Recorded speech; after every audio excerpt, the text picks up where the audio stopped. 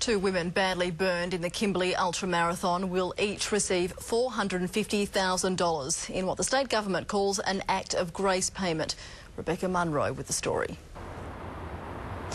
The state government has offered two of the victims of the ultramarathon bushfire an act of grace payment of $450,000 each.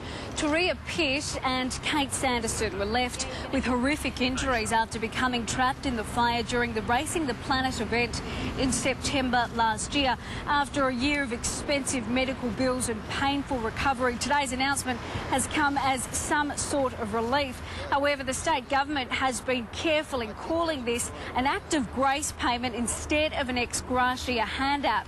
It says its purpose is to recognise the extreme injuries inflicted on the pair. It's not to be seen as an acceptance of any responsibility of those injuries. It's seen to be an amount that would provide a reasonable level of compensation in terms of funding for either purchase of a house or legal fees if they so required, or medical bills if they so required. The government's been very mean-spirited here.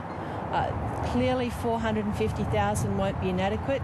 The announcement is part of a response to damning findings made by a parliamentary inquiry earlier this year. There were 15 recommendations, but as a result, there's only been minor changes announced today. The two other men injured in the same fire will not receive any payment. The families and lawyers of the two women say while the payment is welcome, it won't come close to paying their $1 million medical bills.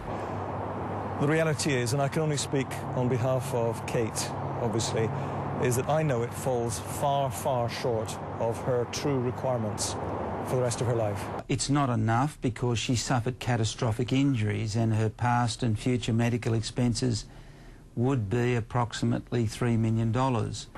Both women are still undergoing constant treatment. Their families say they'll now fight for justice and look into suing the Hong Kong-based event organiser, who they say has still not offered any compensation or a simple apology.